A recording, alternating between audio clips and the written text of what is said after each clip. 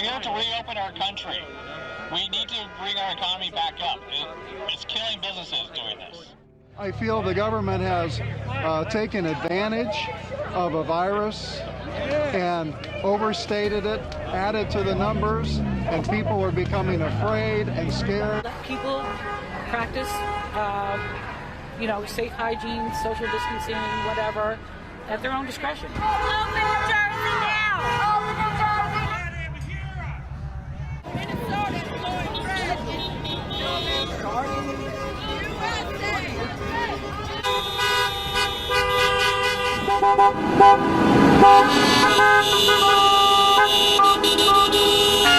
Brother, can I add one thing to that?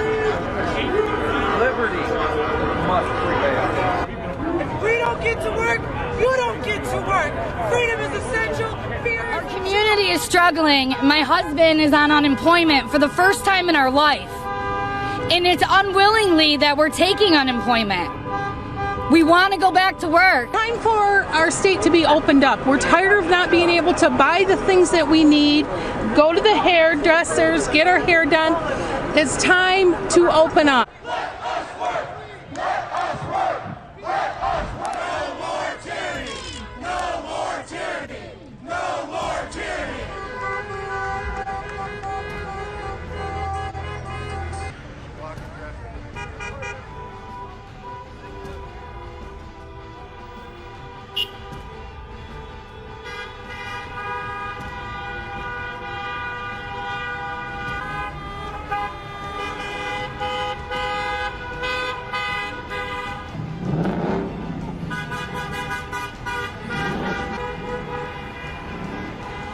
At Michigan Capitol, it has been like this for a while. Ready to stand defiant against this governor and open up business tomorrow. Lock her up! Lock her up! Lock her up! Lock her up! Lock her up! Lock her up! Lock her up! Lock her up! Lock her up! Lock her up! Lock her up!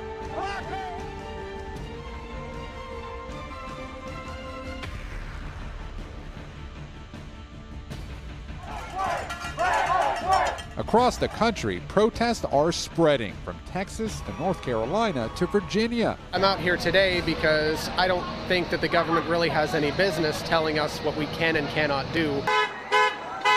And Minnesota, where there's a strict stay-at-home order until May 4th. We want the governor to know that we have a voice too, and we are here, and we don't want to be on lockdown anymore. In Ohio, protesters accuse state officials of violating their rights. I'm protesting infringements on freedom of religion, a lot of our rights that have just been compromised by the stay-at-home order. The demonstrations have put many governors under pressure, and some states like Texas will start lifting restrictions on Monday. Governor Sisolak is responsible for the shutdown of the economy in Nevada. Period. We're a tourism-based economy, and he effectively shut it down, putting at least 1 out of 10 Nevadans out of work. It's unacceptable. This isn't communism or socialism or fascism. We are not a totalitarian society. We are a constitutional republic. Like groups of states in the Northeast and on the West Coast have already done, governors from 7 Midwestern states are now banding together to coordinate how to reopen their economies. Ohio now says its stay-at-home order will expire on May 1st with safeguards. The world that we're going to see is a different world. You're going to see people with masks. You're going to see people where there's a lot of sanitizers. Los Angeles County has seen 3 straight days of record high death rate. Deaths aren't statistics, they are stories. They aren't numbers, they are lives. And officials there predict all large gatherings could be banned until at least 2021. Some communities on the West Coast that saw the country's earliest social distancing restrictions are now taking small steps to a new normal. In Santa Cruz, California, surfers are catching waves again after beaches and parks reopened. Woohoo! I'm so excited. But nearby, counties in the San Francisco Bay Area are still under stay-at-home orders, and some locals are worried crowds might be tempted to congregate. I think there's the potential that people coming from over the hill from the Bay Area might see it as a free-for-all This morning, a battle brewing over reopening the country as demonstrations grew louder from coast to coast. President Trump placing blame for protests on state leaders. There are a lot of protests out there, and I just think that some of the governors have gotten carried away. We're not going to have a vaccine for at least 18 months. We cannot shut down our state for 18 months. In Maryland, a rally of cars clogged streets in Annapolis as they demanded an end to the shutdown. These raw emotions are not reflected in a new Pew Research poll showing 2/3 of Americans are concerned that restrictions will be lifted too quickly. Florida beaches are among the first to reopen with limited hours, but within minutes, crowds showed up and the outrage followed. You have all this pent-up demand.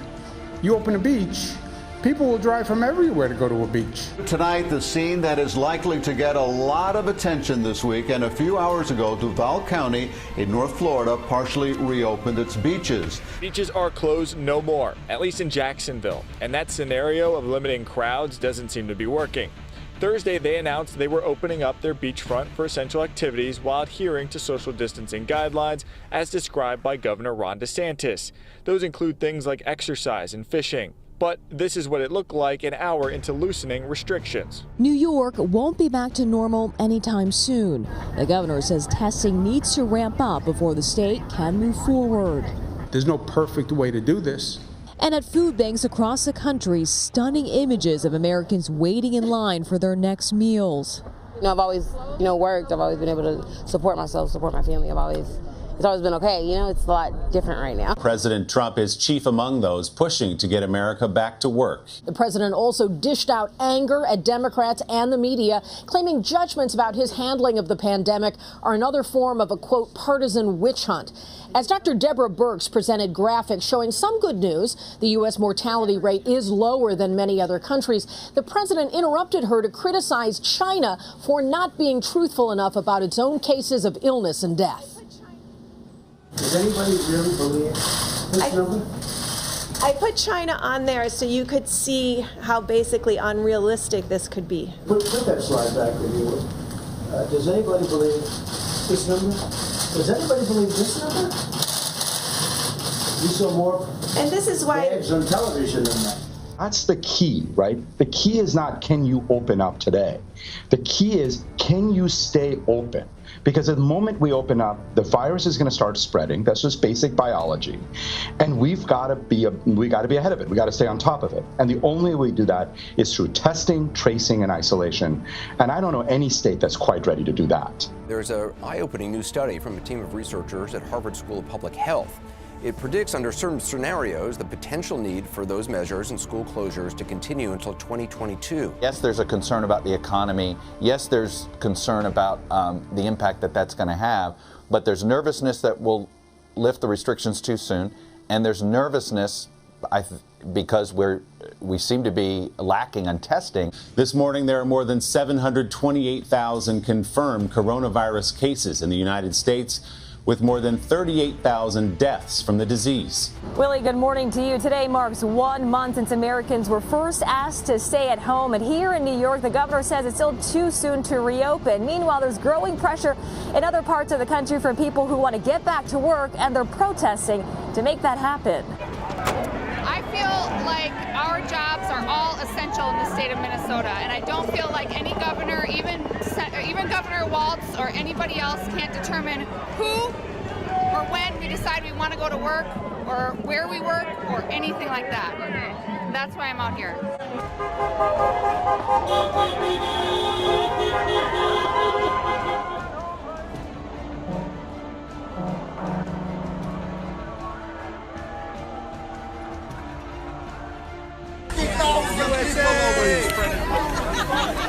Freedom Rally, Huntington Beach.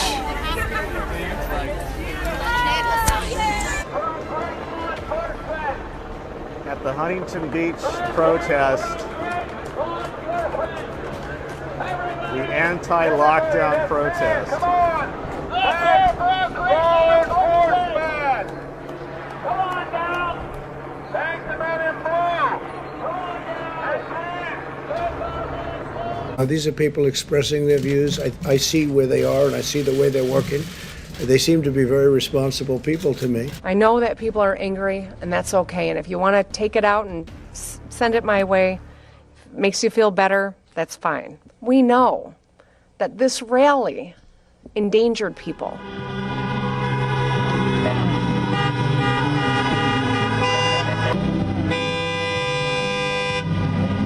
When people gather that way without masks, they were in close proximity, they were touching one another, that's how COVID-19 spreads. Protest isn't ending there. A group of residents and small business owners have filed this lawsuit against the governor, saying that her stay-at-home order, meant to fight the spread of the coronavirus, is unconstitutional, arguing that Governor Whitmer has placed the cost of these orders squarely upon the shoulders of private individuals and their families, and has failed to justly compensate affected parties. Across the country, as the lines to the food and unemployment offices grow longer, patience is wearing thin for the restrictions meant to save lives. They were marching in North Carolina, too. One woman was taken away by police. They were shouting that they're more afraid of the spiraling economy than they are of any virus. Everybody gets to make their own choice. If you're scared, stay home. But I'm not scared, and I don't want to stay home. In Kentucky, where the disease has killed at least 115 people, churchgoers are suing, saying that the governor has gone too far keeping the faithful from church services. If I don't exercise my right, I fear that I will lose my right. And my right to religion is one that's been fought for centuries. Texas to Virginia, protests erupting as states extend stay-at-home orders. In Minnesota, people taking to the streets, in cars and on foot, toting signs like, "You can't quarantine the Constitution," and all jobs are essential. Blocking traffic, honking their horns to protest some of the strictest rules in the country. Rules which include bans on all gatherings outside a single household, travel to in-state vacation homes, and the use of motorboats. Also, dramatic reductions in capacity for stores big and small. I truly believe that restrictions should have been put on the people that are sick, that are coming down with the illness. I truly believe that there are some people that are at a higher risk than others. Us people that are at a lower risk, I feel like we should have continued out our lives and continued working. So what's your response when you hear that? Well, the fact of the matter is COVID-19 is a virus that is novel. There's no cure, there's no vaccine. It's incredibly contagious and it's deadly. And the worst part is that you can carry it for a week without even showing a symptom. Some people are completely asymptomatic. And what is, could manifest in, a fever or some sore muscles for one person in a household could be deadly for another. And that's precisely why everyone needs to do their part. This virus has been spreading by people who didn't even know they had it. Every time you touch that gas pump, think about the fact that COVID-19 stays active for 72 hours, our doctors are telling us. That's 3 days worth of people touching that same gas pump. One sick person touches it, and a nurse who's going to her shift touches it, and a food worker who's going to the store to stock the shelves touches it. You've just taken out people who are part of the life-sustaining work that needs to be done in a global pandemic. And so everyone's got to do their part. So we have video today, Governor Whitmer, from outside the Capitol during the protest. You can see people standing together on the steps, people talking. Now, I want to make it clear, most people were in their cars, but there's a lot of people standing around, some of them not wearing masks. Jeff Zeleny was there, our reporter covering the protest. He said he saw a lot of people not social distancing. He said dozens upon dozens as he was there. Do you think that the protest put people at risk today? Absolutely. Absolutely. And I can give you one clear example of how that is. It was a car protest and they were backed up to in front of a hospital. There was an ambulance that could not get into the bay for 10 minutes. They absolutely impacted people's lives today and threatened people's lives. And we'll never know the precise number of COVID-19 cases that come as a result of this gathering, but we know that there will be some. There are definitely people that are asymptomatic, functioning in society, that continue to spread the disease. We're seeing continuous positive tests, and it's precisely events like this that contribute to how long we're going to have to be under the stay-home order that they were protesting. This is what I'm mad about. All y'all want to sit down there and pump your horn, hang out the window, throw your flag out, Because y'all don't like what somebody told y'all to do? Y'all some idiots. Total idiots. I can't do my job. I can't help anybody because y'all decide to block up every entrance way to get to the hospital. And in Michigan, local law enforcement is now joining the resistance, with at least 4 sheriff's departments saying they will no longer enforce the governor's stay-at-home order. Writing, while we understand her desire to protect the public, we question some restrictions that she has imposed as overstepping her executive authority. Meanwhile, some store owners say they plan to get back to business no matter what. I'm fully aware of the risks that I'm taking. In Alabama, this barbershop owner is opening his doors, saying his livelihood depends on it. I've thought it through completely, not taking this lightly. And in Ohio, the owner of a racetrack says he's reopening now. I didn't plan for a pandemic. I never put money away for the rainy day. We are opening. Even though Ohio's governor says the state will slowly begin reopening on May 1st. Summit Motorsports Park is not going to wait for Dr. Fauci and wait for Amy Acton and wait for Mike DeWine because none of them even know I exist and none of them really care. Guys, and now one Ohio business owner is actually suing the state's health department, claiming businesses were never given a way to challenge whether or not they were essential and allowed to stay open. Many of these people take offense to the notion that they're not sensitive to the health crisis that's happening in this country right now. Some of them are having to sign up for unemployment for the first time in their lives. They want their government officials to take the risk, end the shutdown orders, and get this country back to work immediately. It was the breaking point for many of these migrant workers stranded in India's financial capital. A few hours after Prime Minister Narendra Modi announced the lockdown will continue for another 2.5 weeks, at least 1,500 people gathered outside a railway station. They've lost their jobs and they're demanding transport to take them to their home states. We aren't getting anything here. The government promised to provide money and other amenities, but nothing has been delivered yet. We have nothing to do now. We've got small children and they aren't getting anything to eat. What should we do? Mumbai police deployed extra officers in the Bandra area of the city. The local police tried to reason with them, but a part of group became aggressive and police had to use mild force to disperse them. This is the third protest by migrant workers in recent days. Last week, workers in the city of Surat in Gujarat state threw stones and set tyres and vegetable carts on fire. They said their salaries hadn't been paid, they didn't have enough food, and wanted to go home. And a day later, police in Delhi say migrant workers staying in a homeless shelter set the building on fire after fighting with the shelter staff over food. Police said 4 people jumped into a nearby river after they were beaten by staff. 1 person drowned. I am well aware of the difficulties you have faced, some for food, some for moving from place to place, and others for staying away from homes and families. Hundreds of thousands of migrant workers started walking home after the lockdown was first announced 3 weeks ago, leading to the biggest movement of people across the country in decades and defeating the purpose of the lockdown. The government had announced aid for 800 million of India's poor, but it's clear that help isn't reaching everyone, and Tuesday's protests show people aren't waiting on the promises of more help to come. Kibera residents forced their way through a gate for their chance of supplies to keep their families fed for another day during the lockdown. Injured people were carried to safety and placed on the ground to recover. They were desperate for help as restrictions over COVID-19 make it more difficult to go out and make a living. More than 500,000 people live in Kibera and many live on less than a few dollars a day. The population, made mostly of informal workers with little or no savings at all, worry about the next meal as no one knows for sure when the measures to curtail spread of the coronavirus will end.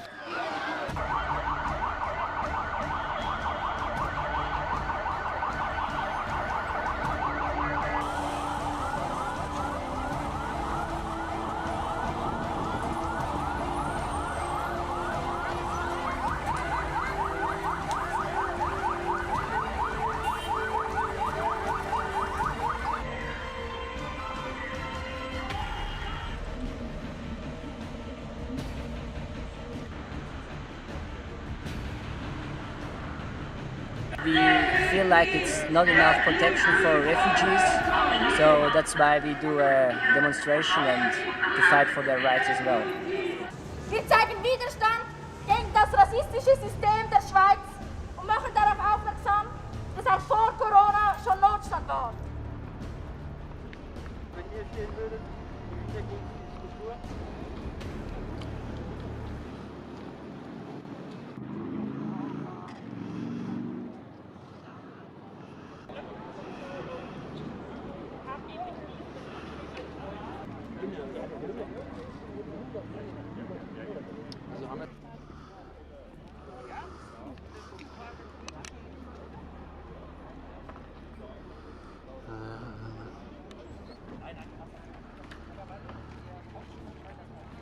Obviously, the economic and political pressures building in your state. We've all seen those protests. And Alex Perez just reported on the several sheriffs who now said you've overstepped your authority with these stay-at-home restrictions. Your response?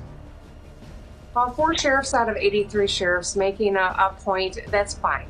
You know what, I can take it. If it makes people feel better to take their frustrations out on me, that's fine. All I ask is let's not get overly political here. Let's focus on the public health. I'm the governor for almost 10 million people. I represent and want to protect every one of them, whether they supported me politically or not, or they were even disengaged. That's my job, is to protect the people of Michigan, and that's precisely what I'm doing with each of these orders. They weigh heavily on me. I know that when I close bars, there are going to be people who are laid off. When I pull kids out of school, there are kids who aren't getting the education they need or the meals that they've come to rely on. And each one of these weighs heavily. There's a price that's paid, and I know that there are a lot of businesses and people that are hurting right now. But the fact of the matter is, it's better to be 6 feet apart right now than 6 feet under.